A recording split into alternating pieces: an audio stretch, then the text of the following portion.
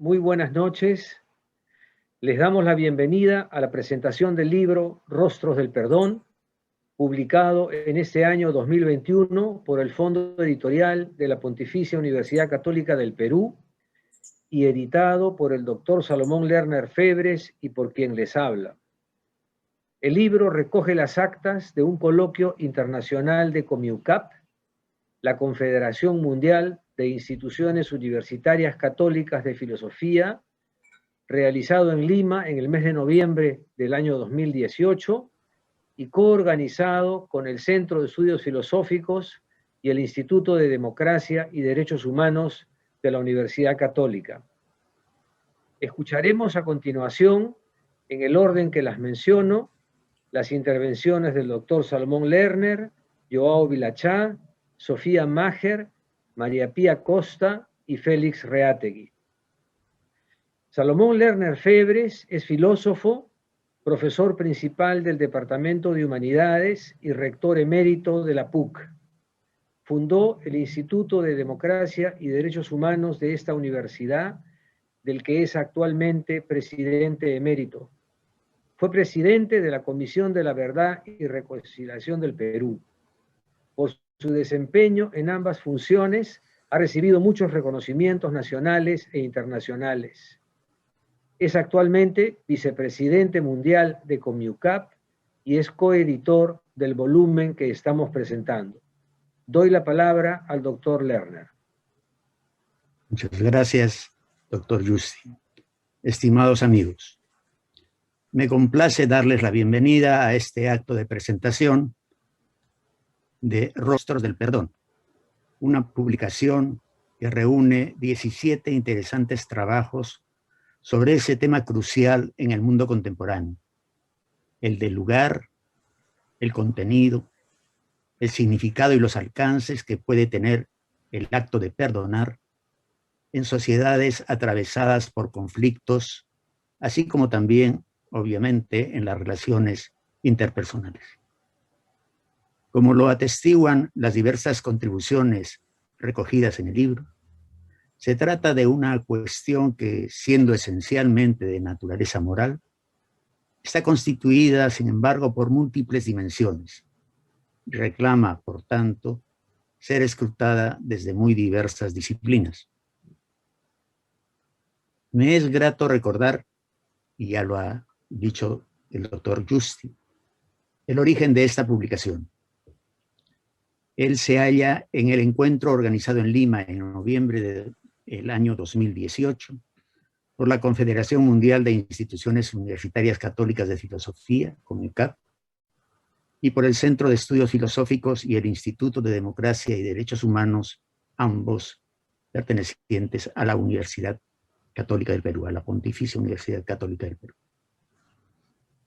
En esa oportunidad congregamos a especialistas que provenían de diversas disciplinas, justamente para intercambiar ideas y conversar sobre esta cuestión que aparece con rasgos apremiantes en el Perú, pero que posee también una muy clara gravitación en muchos otros países del mundo.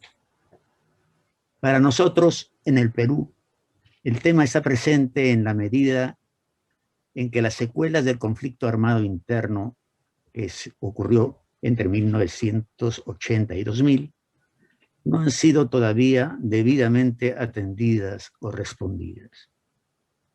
Con esto no se quiere decir, naturalmente, que la respuesta a esas secuelas debe ser el perdón de terribles crímenes cometidos, pero sí que una superación integral de ese oscuro periodo de la vida nacional no puede ser ajeno a una experiencia de reconciliación.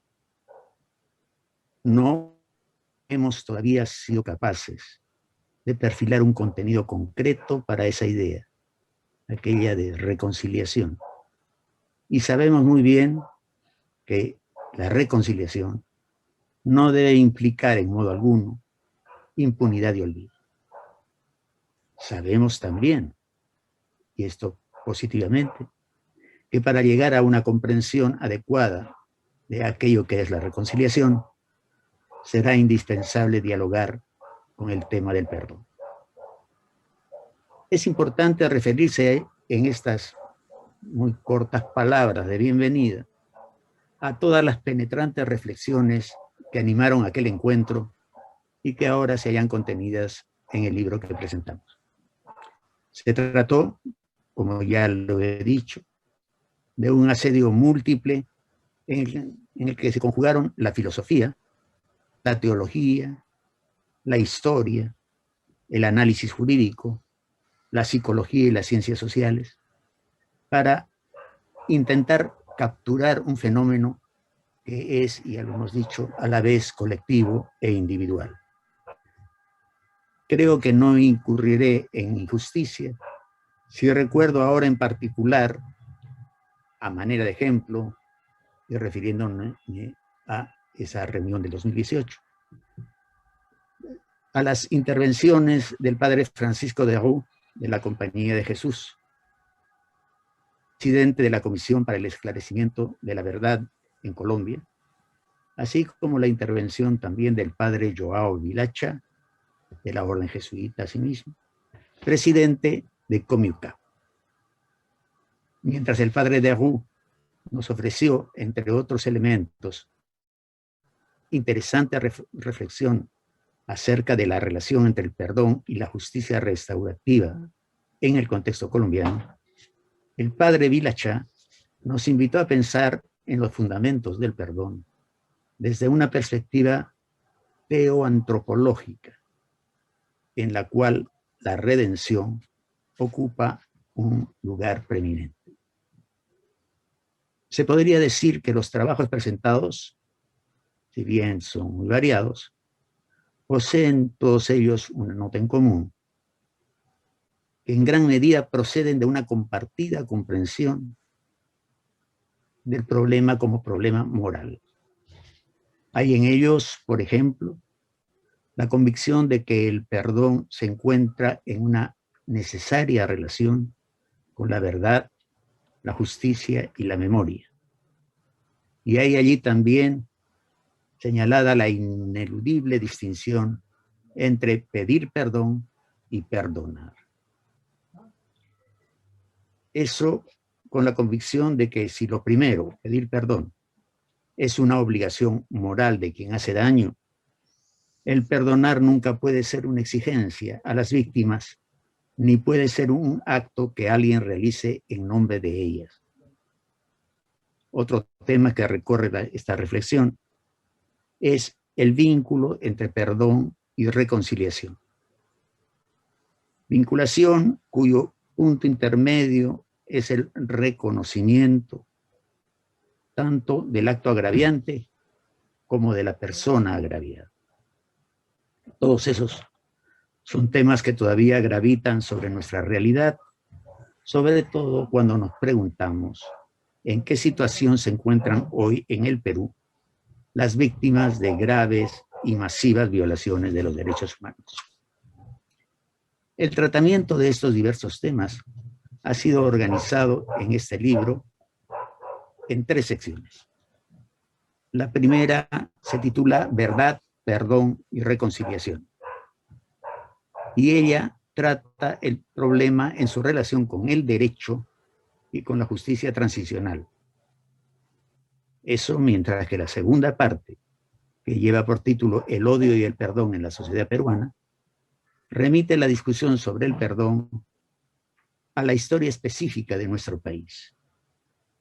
Finalmente, en la tercera parte encontramos una discusión sobre las dimensiones filosóficas y teológicas del perdón, lo cual brinda sentido a la exploración del tema desde la perspectiva de los fundamentos. No puedo terminar estas palabras sin expresar un reconocimiento muy especial al doctor Miguel Yusti, quien ha sido el gran animador intelectual del encuentro y de esta publicación. Y no puedo hacerlo sin evocar al mismo tiempo la memoria de Lica Mutal, artista de la Pontificia Universidad Católica del Perú, cuyo sobresaliente trabajo, pues, y su inspirador compromiso moral llevó a la creación del ojo que llora. Ella nos acompaña a lo largo de la publicación, puesto que su obra ocupa la portada de la misma. Muchas gracias.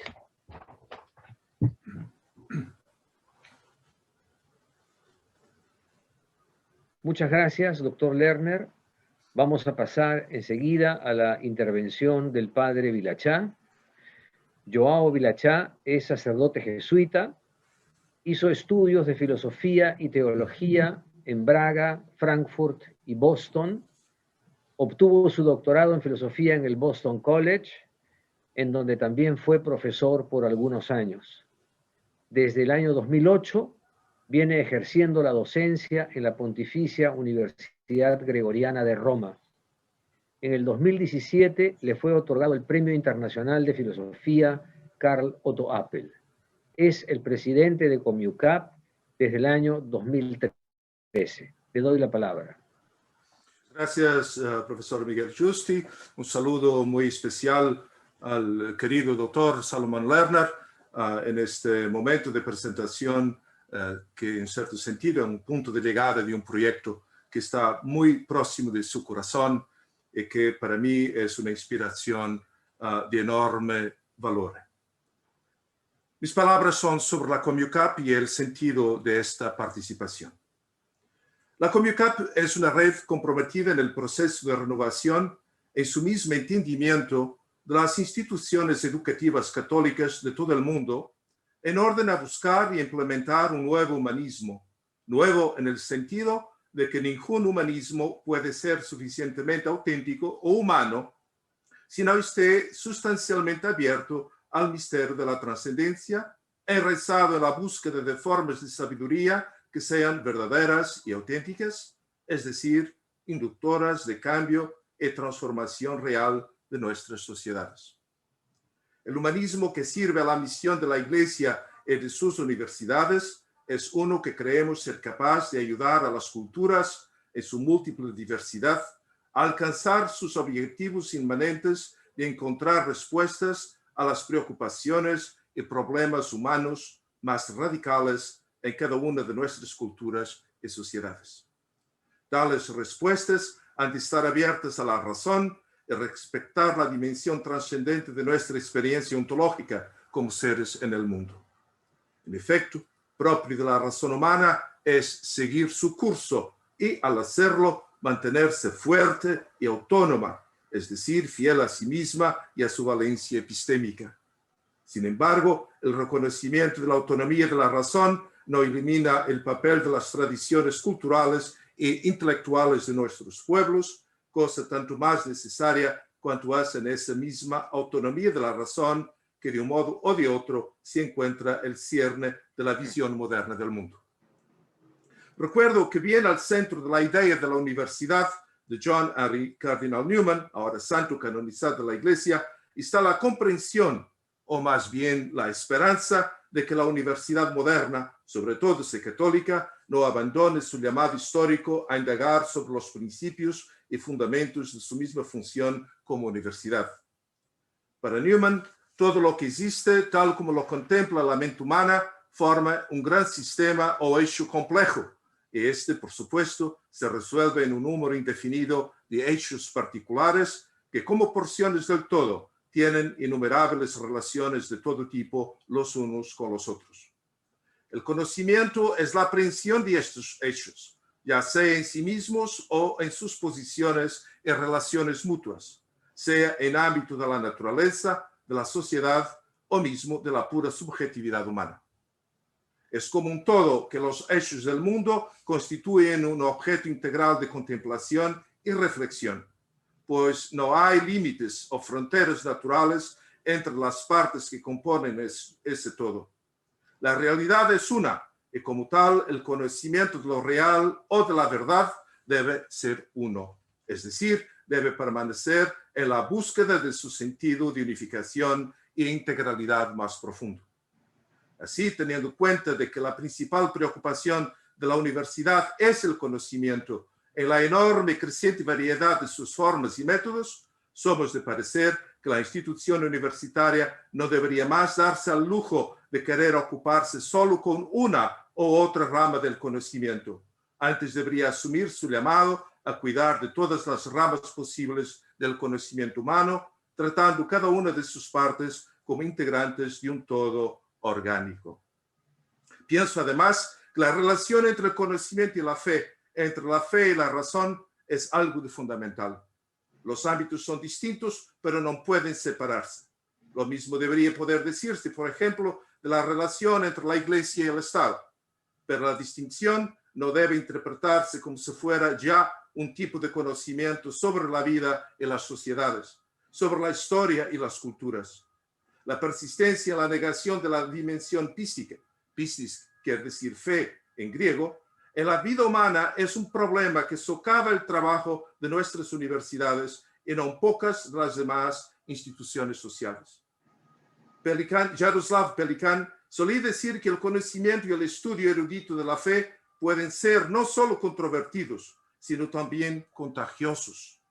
Pueden llevar a los creyentes de toda la vida a renunciar a los preciados principios de la fe, o pueden comprometer existencialmente a los estudiantes de tal manera que, habiendo venido a observar y criticar, se quedan al final para rezar. Efectivamente, en un entorno universitario debemos darnos cuenta de que ambos resultados son posibles y a menudo tienen lugar. Pero lo más esencial es que la universidad se preocupe por todos sus miembros en el respeto y la promoción de la dignidad de cada persona y del bien común de todos los ciudadanos. Es pues esencial que, además de su constante búsqueda del conocimiento, la universidad no deje de prestar atención, sea a la dimensión espiritual en la vida de todos sus miembros, sea no menos a los retos y desafíos que se presentan en cada una de nuestras sociedades, entre los cuales están seguramente los problemas del perdón y de la reconciliación. En Aims of Education, Adolf North Whitehead decía que en ningún momento las universidades se deberían poder limitar al puro aprendizaje abstracto. De hecho, la justificación de una universidad pasa por la preservación de la conexión entre el conocimiento y la vida, uniendo las generaciones en el proceso de búsqueda de lo que sea un verdadero aprendizaje, es decir, de una formación enmarcada no solamente por los retos del presente, pero también por la imaginación posible de un futuro mejor. Curioso notar que Whitehead presentaba por vez primera sus ideas sobre la conexión entre el conocimiento y el entusiasmo por la vida en una conferencia pronunciada en la Harvard Business School en el año de 1928. De hecho, no creo que existan mejores justificaciones para una universidad que la búsqueda constante de esa conexión entre conocimiento y vida. Y que tema o problema de nuestras sociedades será de más vital importancia y relevancia que el perdón y la reconciliación.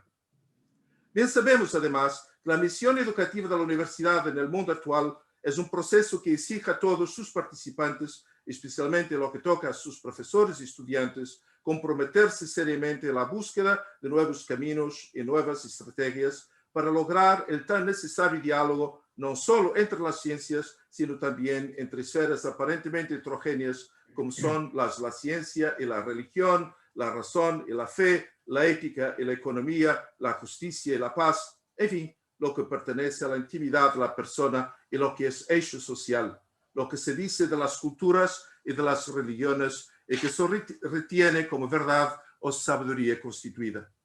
De hecho, en un mundo tan gravemente desfigurado por la violencia y la intolerancia, y sin embargo tan falto de estructuras duraderas de paz y de justicia, y ahora tan profundamente afectado por una crisis sanitaria de proporciones mundiales, queda hoy más relevante que nunca nuestro servicio al ideal católico de universidad, o sea, a las tareas de reordenación de las prioridades dentro de la misma universidad en función de lo que habrán de ser nuestros compromisos con las exigencias de una formación integral de los ciudadanos del mañana. El esfuerzo educativo no podrá cumplirse en la ausencia de una visión integral de lo que es propiamente ser humano. Se trata, pues, de una tarea que requiere tanto la filosofía como la teología, del derecho y de la psicología, de la economía o de la politología, y así de las demás ciencias, un renovado sentido de atención reflexiva y metódica a la misma constitución ontológica del ser humano como persona.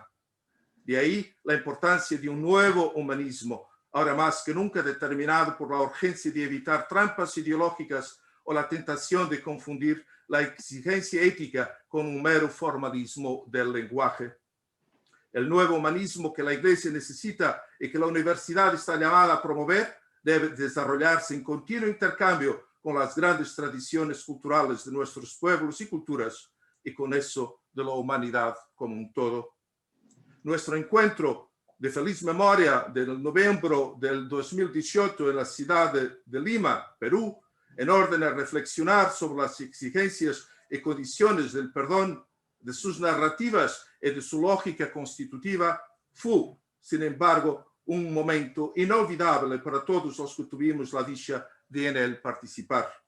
Nuestros anfitriones, especialmente las personas del doctor Salomón Lerner, rector emérito de la Pontificia Universidad Católica del Perú, y del profesor Miguel Justi de la misma universidad, obviamente con su magnífico team de colaboradores, fueron de enorme cordialidad, eficacia y generosidad en su servicio, ofreciendo a los que veníamos de fuera un sentido de hospitalidad que hace, en mi opinión, del Perú también ya un símbolo mayor de nuestro común deber ser. La red mundial que es Comucap tiene para con sus ya mencionados miembros, y así también para con la Universidad Católica, que ambos tan digna y fructuosamente representan, una especial deuda de gratitud y reconocimiento. Una y otro son ahora tanto más grandes cuanto es llegado el momento de presentar el volumen Rostros del Perdón, un volumen que, editado por nuestros distintos colegas y profesionalmente producido y distribuido por el Fondo Editorial de la Pontificia Universidad Católica del Perú, contiene los diversos aportes a la reflexión de conjunto que hicimos a cuando de nuestro encuentro en la vetusta ciudad de Lima en ese noviembre del 2018. De esta ocasión, personalmente tengo un recuerdo muy especial, no solo de lo que pudimos hablar y escuchar unos con los otros, especialmente en relación al tema de la violencia y de la búsqueda de la paz en países como el Perú mismo y la Colombia, pero además lo tengo en especial, en especial las dos visitas que fueron para mí especialmente formativas y por lo tanto importantes, con un mixto de shock y de admiración, a esos dos lugares de especial relevancia en la ciudad de Lima, y que son, uno, el lugar de la memoria, que si me recuerdo bien está ahí al margen del Pacífico, y el otro, igualmente inolvidable, lo memorial a las víctimas de la violencia, el lugar donde creo se encuentra ese magnífico ojo que llora de Licia Mutal, que el doctor Lerner apenas ha mencionado, y que de verdad permanece con nosotros, pues es la parte central de la portada del libro que hoy, aquí ahora, viene presentado. Les agradezco y les pido perdón por se me alongué demasiado. Muchas gracias, profesor Vilachá. Vamos a dar a continuación la palabra a Sofía Maher. Ella es socióloga y especialista en derechos humanos y estudios de género y tiene una larga trayectoria de participación en organismos internacionales y nacionales dedicados a estos temas. Ha sido comisionada de la CBR del Perú, vicepresidenta de la CBR para las Islas Salomón, consultora de la ONU para procesos de justicia transicional en Libia, Yemen, Túnez, Colombia y otros países, además de haber ocupado en el Perú diversos cargos, entre ellos la Secretaría Ejecutiva de la Coordinadora Nacional de Derechos Humanos, y ha sido integrante también del Comité Ejecutivo Internacional de Amnistía Internacional. Con ustedes, Sofía Maher. Muchas gracias. Un saludo a todos y muy contenta de poder comentar este libro, ¿no? Me parece un libro excelente, enriquecedor, que nos plantea reflexiones que se aplican a muy diversas situaciones de nuestras vidas. Aborda el perdón, como ya lo presentó Salomón, desde 3 enfoques: verdad, perdón y reconciliación, odio y perdón en la sociedad peruana, y desde la filosofía y la teología, lo que nos muestra la complejidad del tema. Es cierto que hay muchas maneras de abordarlo, pero todas las disciplinas coinciden en su importancia en las relaciones humanas. El concepto cristiano del perdón, abordado por Francisco de Roux, Chalier, Arens y Vilachá, ellos sitúan a la víctima en una posición de fortaleza frente al culpable, que ella es capaz de perdonar al culpable y lo hace para salvarlo. En ese acto de perdón, la misma víctima también se redime. Recupera actoría frente a su agresor, como Jesucristo en la cruz. Se pone por encima del culpable y le da la mano para salvarlo. Interesante el enfoque, pero pone todo el peso del proceso en la víctima. Para que esto suceda, pienso que se requiere trabajar con las víctimas ese empoderamiento. El riesgo que veo es que si estamos ante situaciones de violaciones masivas en un proceso de justicia transicional, se corre el riesgo de asumir que las víctimas comprenden rápidamente esa postura de poder frente a su victimario y se esfuerzan actos de perdón sin que realmente la víctima asuma esta actoría o esté preparada para ello. Me imagino, por ejemplo, la CBR de Sudáfrica, en la que audiencias públicas donde se confrontaban a las víctimas con su victimario y forzaban a una reconciliación entre ambos con el aval de Desmond Tutu. Conversando con víctimas en Sudáfrica sobre este proceso de la CBR, muchas de ellas se mostraron críticas de estos actos. No tengo duda de la importancia del perdón para la víctima, pero dudo de promoverlo sin que se haya realizado con ellas un trabajo previo y que responda a su propio proceso individual. Otro aspecto interesante de los procesos de perdón nos lo plantea Chalier, que señala que la ofensa afecta a más personas que al directamente ofendido. Está la familia del ofendido, está también la sociedad. Entonces se trata de una herida colectiva. Al volverse colectiva, es posible que se transmita por generaciones, dice Chalier, y siempre hay un residuo del mal que no es perdonado, dice. Los sentimientos de odio se pueden preservar en los procesos de memoria que se organicen y particularmente en la historia, nos dice Rosas.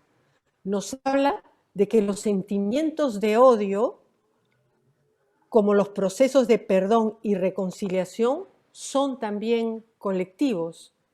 Aquí la importancia del trabajo de la búsqueda de la verdad, que se realice reconociendo que hay otras verdades.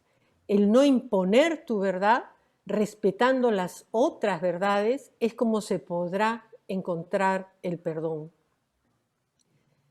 Otros artículos nos plantean estos procesos de perdón y la esfera pública y la esfera de la política. Lerner, Lemlich, Rosas, Gavilán, Ibáñez, Bruce, Mansilla, Durán y Cortés dicen: los procesos de reconciliación se dan cuando es posible llegar a compromisos, acuerdos de cooperación mutua para la convivencia pacífica, dice Lemlich, como son los acuerdos de paz, por ejemplo. Estos no son solo procesos individuales, como lo son los concebidos por la religión, son procesos que se deben dar en la esfera pública para que tengan un efecto en las víctimas, en el culpable y en toda la sociedad.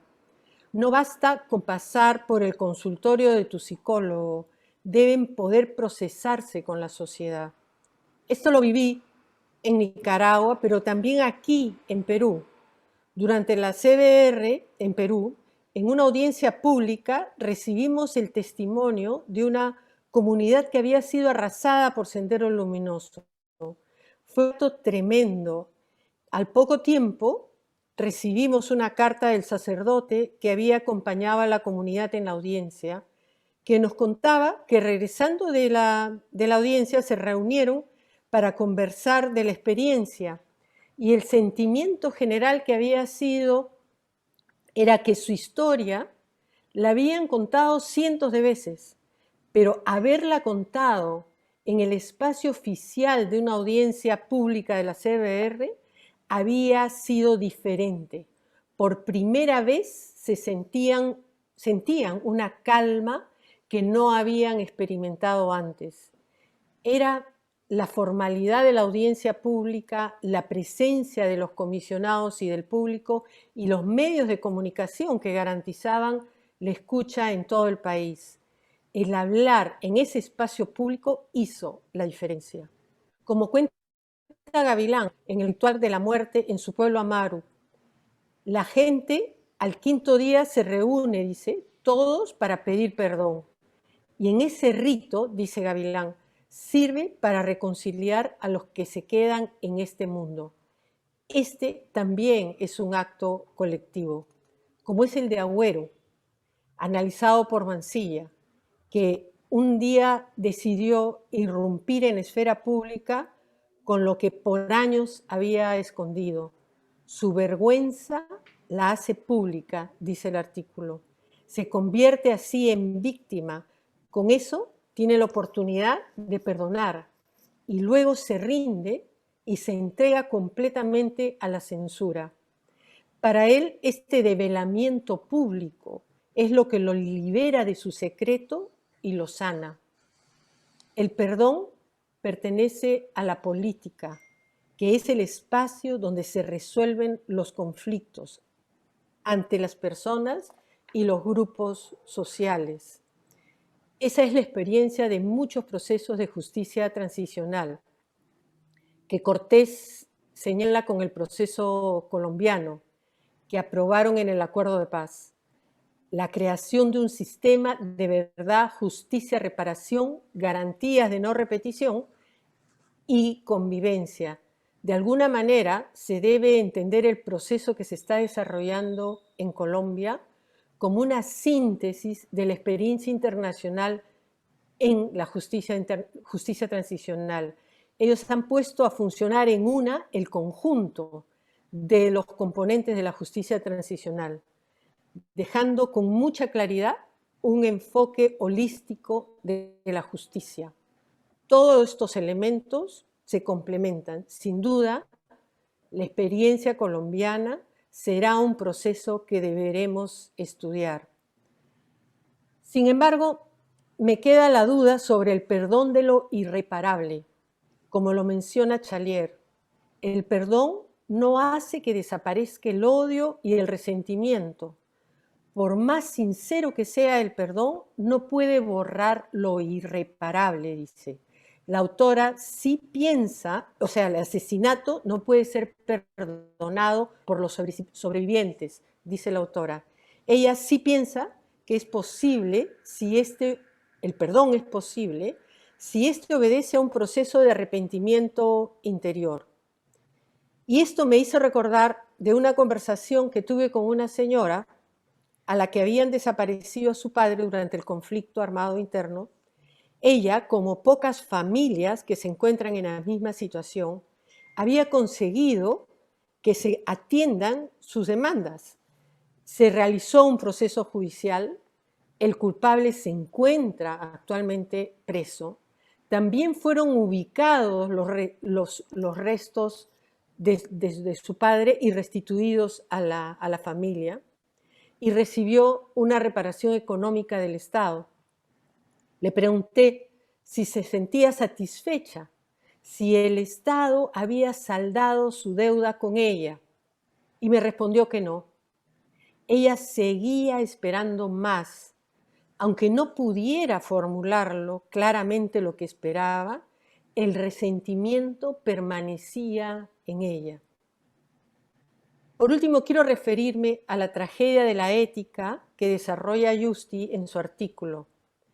Nos plantea una reflexión cuando nos habla de la dimensión trágica de la ética de Hegel, la dimensión trágica asociada al vínculo fallido entre la universalidad de la vida social y las particularidades de la vida individual.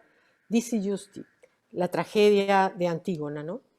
Él, citando a Aristóteles, dice, no se trata de aprender a diferenciar entre el bien y el mal, sino entre el bien y el bien. La conciencia de esta limitación trae consigo la necesidad del perdón. Esto es el verdadero desafío, cómo hallar el equilibrio, dice Giusti, que seguramente te llevará a una pérdida o a un sacrificio. Cuando leí esta parte, inmediatamente me conectó a lo que estamos viviendo en el Perú con el Vacunagate. ¿Qué le pasó a las personas que con una trayectoria profesional y personal impecable han tomado o tomaron la decisión equivocada que lesionaba la universalidad de la vida social y de sus responsabilidades como funcionarios públicos? Eligieron el bien de su salud individual, aún a costa de violar las normas. ¿Cómo debemos plantearnos estos actos? Aparte de las sanciones que recibirán, ¿qué actitud debemos tener con ellos? Muy difícil, por el contexto de la pandemia. Para muchos de nosotros que conocemos a algunas de estas personas, nos es muy difícil comprender. Es verdad que las personas son más que sus fallas y siempre habrá un espacio para el perdón, como dice Durán. Una sociedad que nunca acaba de perdonar es una sociedad en construcción y con seguridad la sociedad peruana sigue en construcción y hay todavía esperanza de seguir mejorando. Muchísimas gracias y felicitaciones por esta publicación que creo que da para debatir y reflexionar mucho. Gracias. Muchas gracias, Sofía, por tu intervención. Vamos a dar pase a la intervención de María Pía Costa. Ella es psicoanalista con función didáctica. Ha sido presidenta de la Sociedad Peruana de Psicoanálisis y de la Asociación Psicólogos Contigo, proyecto con el que ganó el premio de comunidad de la presidencia de la Asociación Psicoanalítica Internacional en el 2018. Durante algunos años, su interés se ha centrado en los problemas de la violencia política y sus repercusiones emocionales, así como en temas de etnopsicoanálisis. Actualmente está muy orientada al trabajo psicoanalítico comunitario. Le doy la palabra.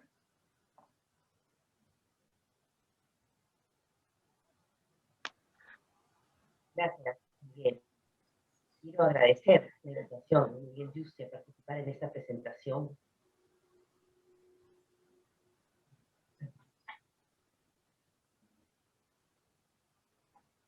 De este libro fantástico, Libros del Perdón, compilación imprescindible de artículos desde diversas disciplinas que se conjugan, se alimentan, se articulan, conversan en torno al tema central en el procesamiento de las dolorosas décadas del 80 y del 90 en el país. Los alcances éticos, políticos y filosóficos del perdón permiten una reflexión necesaria en la búsqueda de reconciliación que facilite cerrar heridas y procesar un capítulo desgarrador en nuestra historia. Estando acompañada de expertos en los temas de memoria y reconciliación, me permitiré aportar mi visión como psicoanalista, enfocándome en los procesos psicológicos que intervienen en la dinámica del perdón. El primer punto que llama mi atención es la centralidad que atribuyen casi todos los autores al tema del odio como motor de la agresión para entender el concepto de perdón. En el psicoanálisis existen dos miradas sobre el origen del odio. Una innata, innatista, en donde el amor y el odio nacen juntos como expresiones primerísimas de los instintos de vida y de muerte. Otra, en la que el odio es producto de las frustraciones inevitables producidas por el ambiente, originalmente en el vínculo con la madre. En cualquiera de los casos, el odio se manifiesta muy tempranamente, siendo un sentimiento constitutivo del ser humano, cosa en la que coinciden con matices casi todos los autores. La relación entre amor y odio está asignada por el interjuego entre las pulsiones de vida y de muerte. Todo lo que es satisfacción es sentido por el infante como placer y será asociado a la pulsión de vida. A la inversa, todo lo que el infante experimenta como frustración será asimilado a la pulsión de muerte. Como señala Lemlich, la pulsión de vida tiene a la construcción, al desarrollo, a la complejización, y se enfrenta a la pulsión de muerte que se expresa en la descomposición, la desintegración, digamos la simplificación de las funciones psíquicas. La pulsión de muerte debe ser progresivamente fusionada con la de vida. Se irán entretejiendo y modulando. De este tejido dependerá en gran medida el funcionamiento de cada individuo frente al conflicto. Si no se logra adecuadamente la fusión de la pulsión de muerte, esta queda aislada, libre, y podrá expresarse como odio sin otros sentimientos que puedan mitigarla, como la compasión, el reconocimiento del otro, la empatía. Esta dinámica, amor-odio, en el campo individual, permite tal vez comprender las diferentes reacciones ante la agresión. Melanie Klein complejiza esta dinámica de amor y odio al introducir como mecanismo de defensa primitivo la escisión, que se produce con la intención de ayudar al infante a tolerar la influencia desagradable del displacer. Entonces, el infante escinde, divide. Hay un mundo bueno, gratificante, y hay un mundo malo, frustrante, cuyas intervenciones son vividas como ataque. Y es contra este mundo malo que en situaciones extremas los seres humanos respondemos con agresión y violencia. Sin embargo, rápidamente el infante descubre que el mundo bueno, vamos a decir la madre buena, el pecho bueno, y el mundo malo corresponden a una misma instancia. Adquiere la capacidad de integrar ambos polos y tiene que lidiar con esta ambivalencia. Este momento inicia la posibilidad del reconocimiento del otro, de la preocupación por el otro y del deseo de reparación. Creo que esto es clave para entender la lógica del perdón. Frente a situaciones extremas, las personas tienden a funcionar de manera regresiva, en modo ataque. Tal vez esto nos da luces sobre el comportamiento del agresor, pero sobre todo sobre la cadena de violencia que se desarrolla a partir de la agresión. Asimismo, la capacidad de aceptar la ambivalencia permitirá la posibilidad de una comprensión más dinámica que pueda venir en una reconciliación en el otro punto. Vemos pues que esta integración amor-odio es un proceso intersubjetivo, lo que nos permite a su vez incorporarla de repente a la dinámica social e intentar precisar el componente emocional que acompaña las circunstancias históricas y sociales. Podemos comprender así que una sociedad incapaz de satisfacer las necesidades y urgencias de sus miembros no podrá modular, generará más bien la frustración necesaria como para generar las condiciones en las que pueda aparecer un discurso organizado y racionalmente construido en base al odio. Un discurso que no contemple la complejidad, ideologías que cristalizan la decisión buenos y malos. Es propio de la violencia generar una cadena que no se interrumpe a menos que se introduzca un giro en la lógica del odio. El problema es que la violencia ataca la posibilidad de pensar, impidiendo salir de su lógica. El modo ataque, por así decirlo, solo registra la necesidad de contraatacar o huir para defenderse, quedando la reflexión obstruida. Se requiere una dosis de salud para hacer frente de manera creativa a la violencia y desmantelar su lógica. Es por eso que la violencia frecuentemente, comúnmente genera más violencia, dejando poco margen de salida por este ataque a la capacidad de pensar. La violencia no pertenece solamente a los agresores, está en germen en cada uno de nosotros. En ese sentido, me parece importante que la aclaración de aquella otra decisión señalada por Catherine Mansilla, que cita a González, en la que los combatientes son heroicos o traicioneros, y la población civil víctimas puras e inocentes durante el conflicto. Me gustaría resaltar desde otra línea 3 devenires posibles de la violencia, para resaltar que no es tan fácil que hay esta dicotomía, esta escisión entre buenos y malos. El primer devenir de la violencia es aquel que ante la ofensa se busca a otra persona o a otro grupo más vulnerable en quien desplegar el sentimiento de humillación. En estos casos se produce una identificación con el agresor a través de la cual se agredirá a otro más vulnerable para resarcirse de la ofensa.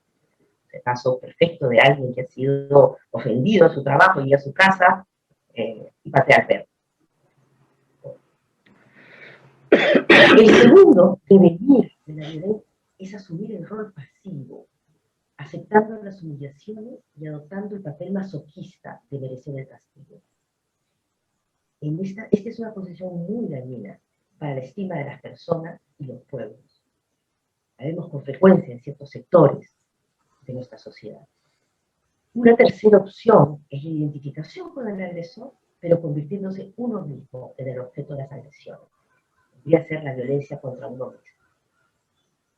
Frente a estos 3 devenires, en una cadena ininterrumpida de violencia, felizmente existe una salida, aunque trabajosa, aunque incierta. Es la elaboración de la violencia, la posibilidad de procesar la violencia. Supone más bien una transformación, una salida de la cadena. Solo luego de una elaboración es posible el perdón y la consiguiente reconciliación. La elaboración de la violencia requiere, en un primer momento, recordar lo vivido para poder construir una narrativa personal que integre la humillación, la culpa, la vergüenza y la rabia. Es por esto que la memoria es imprescindible, porque es el punto de partida para procesar la experiencia. El olvido, si cabe, solo es posible luego de haber recordado. De esto se habla ampliamente en el libro que presentamos. Deseo simplemente introducir el concepto de la elaboración como indispensable, como señala Salomón Lerner, para elaborar el duelo y liberar a la persona del ciclo inacabable de la verdad. En casos de violencia colectiva, no es posible lograr una elaboración de manera espontánea. Idealmente, requiere de una intervención terapéutica específica, individual o grupal. Lo primero es poder ayudar al ofendido a salir de la posición pasiva, a empoderarlo, como decía Sofía, y sacarlo de su posición de víctima. Recordar cada detalle, haciéndose hincapié en los aspectos sensoriales que acompañaron a la experiencia, es muy beneficioso. Aceptar el daño, la vergüenza y la culpa que a menudo invade a las víctimas, procesar las pérdidas, en fin, lograr esta narrativa que integre el hecho histórico y los afectos personales involucrados. Para ello, idealmente, se requiere de un receptor, como bien señalaba Sofía, representante de la sociedad, que acompañe y reciba la narración del horror. En ese sentido, los testimonios cumplen un papel central, más aún si son compartidos con otras víctimas, con el entorno y con la sociedad en su conjunto. Los testimonios de Gavilán y Agüero son expresión, en la esfera literaria, de este proceso de elaboración individual que revierte en la comunidad. En el ámbito de lo colectivo, existen ritos y costumbres que constituyen maneras de elaboración del trauma vivido. El ritual del quinto día que describe Gavilán en su pueblo es una muestra del espacio compartido, que gracias a los gestos rituales específicamente estructurados de manera comunitaria, se logra recobrar el equilibrio que se ha quebrado, devolviendo a sus miembros el sentimiento de paz. La tarea de la Comisión de la Verdad y la Reconciliación es otro espacio de elaboración. Desde las estrategias escogidas para su tarea, ya sean testimonios y individualmente entregados, o estas audiencias públicas en las que se compartían las experiencias vividas, hasta el informe final, documento que será un medio de procesamiento histórico que tomará, sospecho, su tiempo en ser procesado plenamente. Y es que la elaboración de las experiencias traumáticas, más aún si son colectivas, despierta muchas resistencias aún entre las víctimas. Recordar el dolor no es grato, revivir el horror es difícil. Por eso la participación del cuerpo social es un sostén de primer orden, tanto por el reconocimiento necesario como por el espacio de contención que proporciona. El perdón requiere la aceptación por parte del agresor de su culpa y de su responsabilidad. Esto también es importante y esto también se menciona en el libro. Requiere entonces arrepentimiento y un ápice de humanidad. Sin esos elementos se puede correr el riesgo de un mero trámite sin significado. No es evidente que el arrepentimiento surja espontáneamente, sobre todo en personalidades narcisistas que tienen serias dificultades con el reconocimiento del otro y con la empatía. Estas personalidades no suelen pedir perdón, no reconocen sus errores, tampoco piden permiso, lo tienen de suyo, ni saben agradecer, porque nadie les puede proporcionar nada que ellos no tengan. A propósito de esta descripción que creo que ustedes van a poder asimilar como la del líder que genera odio y que genera violencia, quería contarles sobre una experiencia de una ponencia que escuché hace ya unos años en la conferencia en el umbral del milenio realizada aquí en Lima. Un psicólogo social nórdico narraba la experiencia que se estaba realizando por primera vez en las cárceles, me parece que de Noruega, al intentar poner en contacto al agresor con su víctima. Un poco lo que tú mencionabas, Sofía, en África, en Sudáfrica. Entre los varios casos que presentó, recuerdo particularmente el de un preso, al que hacían coincidir en una sala con su víctima, un hombre de edad madura, al que su esposo acompañaba empujando su silla de ruedas. La primera reacción del agresor fue la de voltear la cara, en un gesto revelador. El primero en hablar fue más que la víctima. Comienza a narrar cómo la bala disparada por el agresor le entró en la columna vertebral, dejándolo hemipléjico. Cuenta cómo su vida había cambiado radicalmente a través de este hecho, perjudicándolo en todos los ámbitos de su existencia. El agresor está paralizado, según narra el psicólogo social, solo atina a decir que nunca había pensado en el daño que había producido y que nunca había siquiera pensado en la persona a la que había perjudicado. Interesante este proyecto orientado a la búsqueda de una reconciliación. Interesa resaltar la importancia de introducir en la lógica de la violencia no solo la experiencia del otro y mover algún tipo de empatía, sino introducir pensamiento, reflexión, pensamiento para considerar la existencia del otro, de su daño, de su dignidad y de su derecho a la vida. Del lado del agredido, el perdón, como bien han señalado varios autores en el libro, es una experiencia individual necesaria para aliviar el dolor de la rabia y desviarlo de la venganza. Pero sabemos también que puede no darse, que el perdón puede ser vivido como una traición a las víctimas directas, como en el caso de la madre de Moisés Lemlich, que cuenta en el libro. Y nada podemos reprocharles al respecto. También sabemos que puede no ser un sentimiento definitivo. El perdón requiere un trabajo psíquico y como tal exige una tarea de reacomodo interior. Tal vez más realista sería hablar de reconocimiento, entendido como un proceso paulatino en el que una vez aceptada la existencia del otro, con sus circunstancias, podrá devenir un perdón.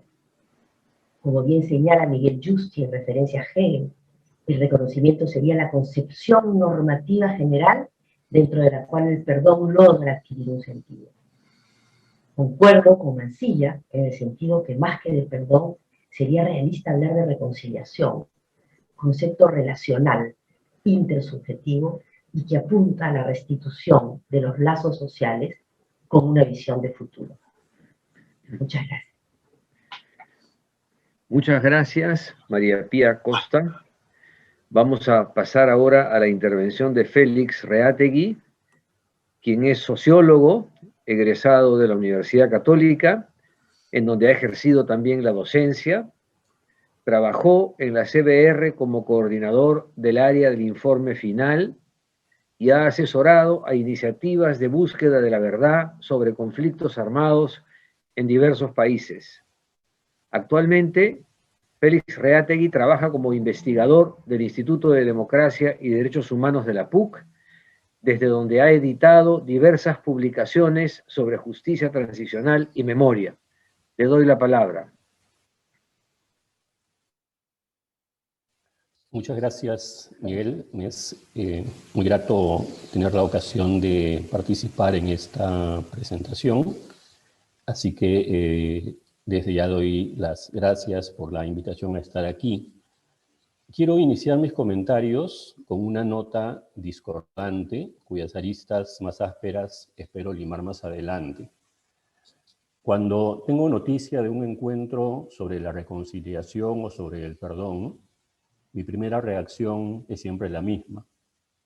¿Por qué hablar del perdón en un país o incluso en un mundo donde lo que prevalece no es el exceso del castigo al culpable, sino más bien la impunidad? Me parece que esa puede ser una pregunta válida, como cualquier otra, para empezar a valorar el diálogo que propone Rostros del Perdón sobre un tema que es por definición controversial. Diré por adelantado que el libro ofrece algunas pistas de reflexión bastante relevantes para esta cuestión. Entre ellas, pone de relieve el peso que los sentimientos y los afectos que unen o desunen a las personas tienen sobre la organización institucional de una sociedad. Y por otro lado, nos lleva a pensar que al margen de que una situación social amerite el perdón, lo cierto es que esa cuestión forma parte ineludible de los dilemas que enfrentamos siempre y que, por lo tanto, la constitución moral de una sociedad se fortalece discutiendo el problema del perdón, pues ese problema involucra otras cuestiones importantes como la responsabilidad, el reconocimiento y la libertad. Creo que esto es visible mirando al trasluz las tres secciones del libro. La primera sección, Verdad, Perdón y Reconciliación, sitúa la pregunta sobre el perdón contra un telón de fondo institucional. Por un lado, la práctica de la justicia transicional y en particular la de las comisiones de verdad. Por otro lado, el marco jurídico dado por las constituciones y por el derecho internacional. Salomón Lerner Febres y el padre Francisco Lerroux, presidentes de las comisiones de verdad de Perú y Colombia respectivamente, coinciden en algunos puntos fundamentales, como señalar que la verdad y la memoria son prerequisitos del perdón y resaltar la naturaleza esencialmente moral del acto de perdonar, que no puede tener lugar sin un reconocimiento hacia las víctimas. Pero en realidad, entre Perú y Colombia existe una diferencia fundamental que colorea de manera determinante los diferentes acercamientos de sus comisiones de la verdad al tema del perdón. Mientras que en el Perú la violencia terminó por la fuerza de los hechos, la derrota completa de Sendero Luminoso, en Colombia eso ha ocurrido por medio de acuerdos con los paramilitares y con las FARC. Y donde se dice acuerdo, se dice necesariamente impunidad. Así, la Comisión de la Verdad y Reconciliación de Perú no necesitó elaborar un argumento sobre el perdón ni organizar una fundamentación moral de la impunidad, mientras que en Colombia eso resulta ineludible. Aunque la Comisión de Esclarecimiento de la Verdad de Colombia no es la entidad que da penas solamente simbólicas a los perpetradores, sí forma parte de ese sistema institucional y aparece como aquel mecanismo que ofrece un bien, la verdad, a una sociedad, a unas víctimas que no van a acceder a la justicia. De ahí la necesidad de fundamentar el perdón no solo como una relación personal, sino también como un bien colectivo y además como una vía alternativa a otras formas de justicia, no retributiva, sino restaurativa, tarea que el profesor Francisco Cortés Rodas emprende con solvencia en la tercera sección.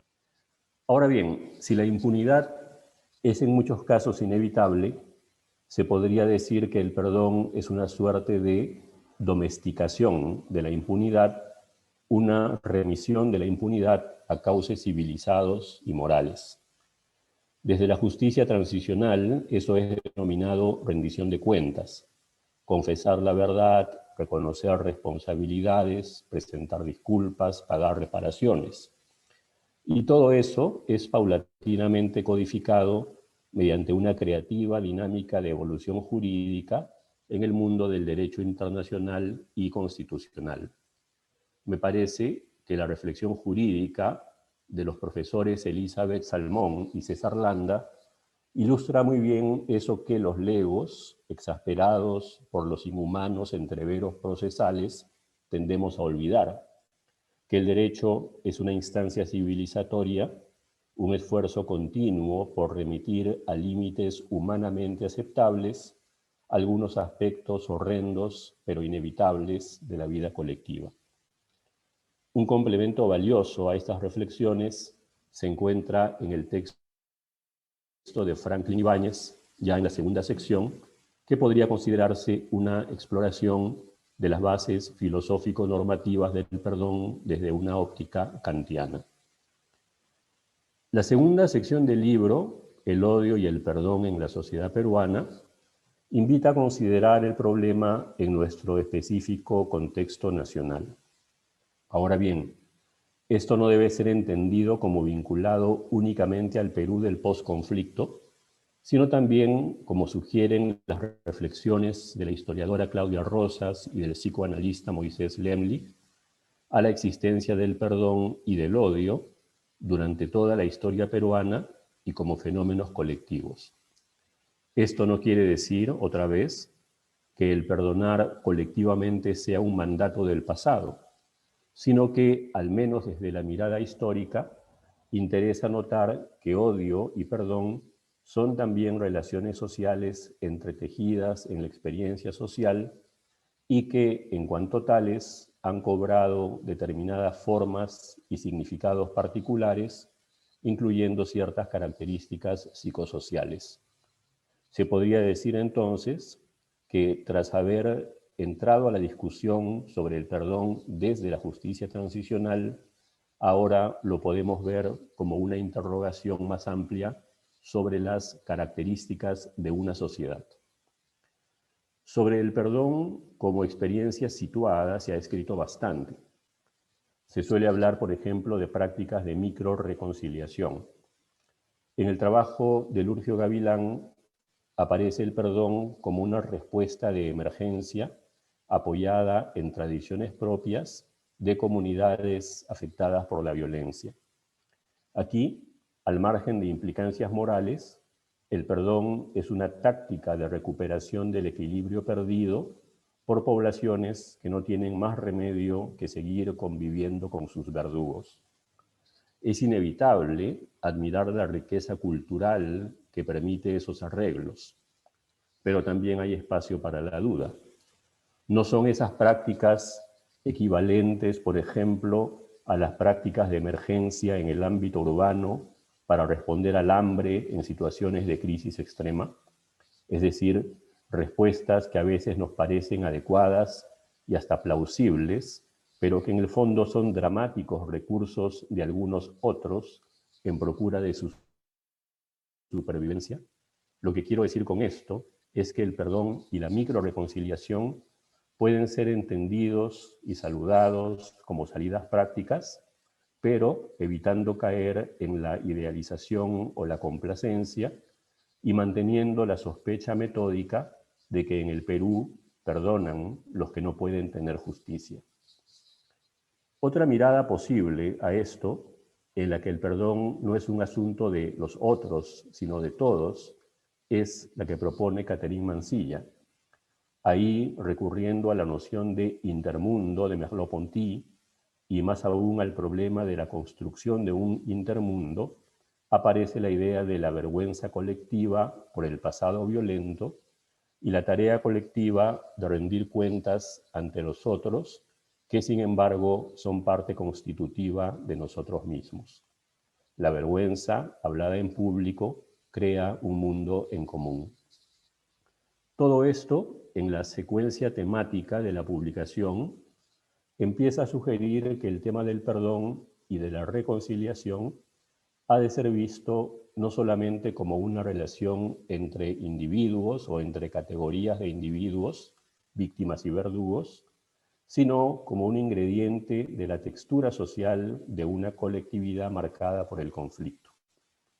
Emerge una comprensión del perdón como elemento constitutivo de la vida social en abstracto, como elemento necesario para un orden bueno. Ese paso está anunciado, por un lado, por reflexiones como las de Moisés Lemlich y Jorge Bruce, que llaman la atención sobre la contextura psíquica y moral de los sujetos en ese orden deseable. Pero diría que también actúan como bisagra, de una manera aún más determinante, las miradas teológicas al perdón aportadas por los sacerdotes y teólogos Eduardo Arens y Joao Vilachá. Desde esta mirada teológica, experiencias como la reparación del daño y la restitución de los vínculos tienen como matriz el pacto siempre reactualizado entre hombre y Dios. Este no es solamente su molde, sino también su condición de posibilidad. El ser humano como ser abocado a la reconciliación como modelo de la socialidad. Y esto nos deja, finalmente, en la tercera sección, ante el tratamiento del perdón desde una óptica filosófica. Pero no diría que se trata aquí de buscar una fundamentación filosófica o moral al perdón, sino a tono con lo que se ha dicho antes, de ubicar el puesto de todo aquello, arrepentimiento, perdón, en la textura general de una existencia colectiva. Y este ángulo de interrogación, si lo puedo decir así, empieza a reconciliarme personalmente con el tema de la reconciliación, pues ya se dibuja el problema como un problema de todos y de siempre, y no de las víctimas o los perpetradores en un instante crítico, y además ubica la cuestión en un plano que las ciencias sociales no siempre atienden, el de los principios o el de la arquitectura moral de las acciones en sociedad, principios que no son únicamente ideales o deseos, sino orientaciones de valor profundamente arraigadas en una civilización, como lo llegó a ver de hecho el hoy casi olvidado Talcott Parsons desde la sociología funcionalista estructural. Esta podría ser, claro está, simplemente una lectura condicionada de alguien que se acerca a estos trabajos desde la sociología. Pero me parece que este curso de lectura se encuentra autorizado por lo que propone el profesor Vicente Durán Casas en su trabajo sobre Hannah Arendt y Paul Ricoeur, en el que invita a pasar desde el perdón en clave teológica hacia el perdón en clave filosófica. Un giro que, dice el autor, significa aislar al perdón de sus resonancias teológicas para dotarlo de alguna eficacia o significación política. Diría yo, repitiendo al sociólogo noruego Jon Elster, el perdón como cemento de la sociedad. Refuerza esa impresión la reflexión que aporta la profesora Catherine Chalier desde el pensamiento de Emmanuel Levinas sobre la amplitud del mal. Se suele enfatizar como un principio de justicia en que el pedido de perdón y el acto de perdonar solo pueden involucrar a perpetrador y a víctima. Pregunta, sin embargo, Levinas, si al confinar la cuestión a esos términos estamos capturando toda la amplitud del mal. La respuesta de Catherine Chalier al hablar de las paradojas del perdón es negativa. Fuera del círculo estricto del perpetrador y la víctima, queda un residuo del mal o del daño o del agravio que es transmitido a otras generaciones. El perdón, pues, es en su origen un problema interpersonal que, si es enfocado únicamente de ese modo, deja latente un problema social. Esta referencia hipotética, mía, no de los autores, al perdón como aquello que da textura y sostiene a la sociedad, es excesiva, pero por lo menos nos sitúa ya en el horizonte de la eticidad.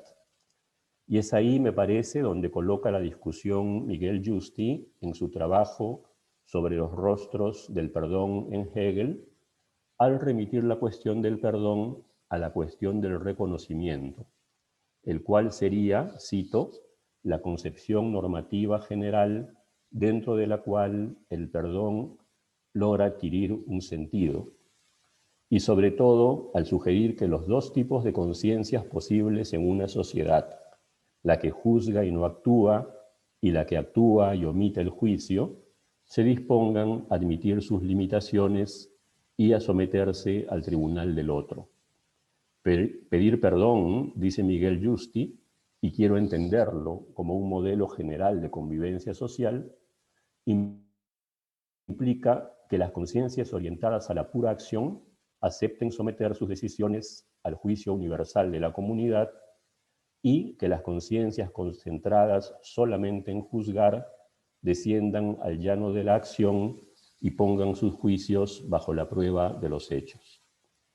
Esto nos ubica ya bastante más allá de las relaciones interpersonales y nos hace pensar más bien en el perdón y en lo que nos rodea más ampliamente, el reconocimiento y la reconciliación, como un elemento de la convivencia social en general y no solamente como un paliativo de las comunidades corroídas por el conflicto.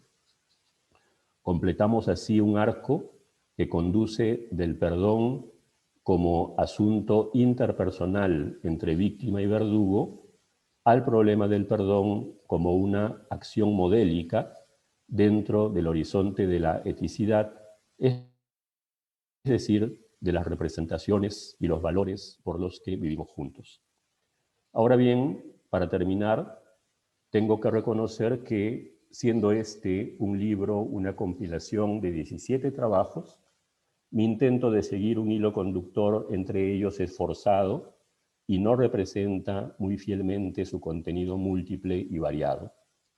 Sin embargo, he querido interrogarlo siguiendo la pista de mi recelo inicial frente al tema, y me parece que el camino de la lectura y el punto de llegada han sido un enorme aprendizaje.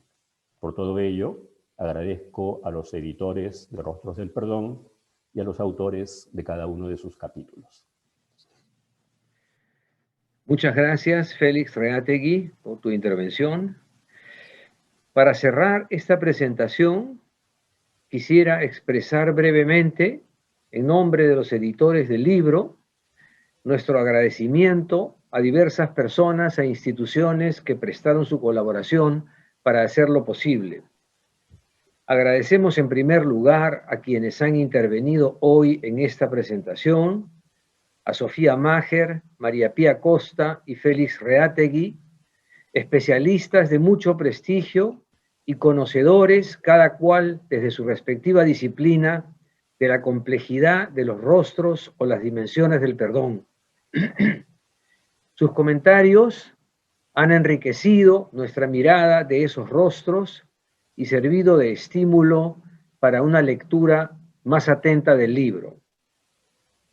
Agradecemos igualmente al padre Joao Vilachá, presidente de Comiucap, por habernos honrado con su participación desde Roma, y a través suyo extendemos también nuestro agradecimiento a los miembros del Consejo Directivo de Comiucap, quienes nos ofrecieron desde el inicio todo el respaldo institucional para organizar el coloquio y llevar a cabo esta publicación.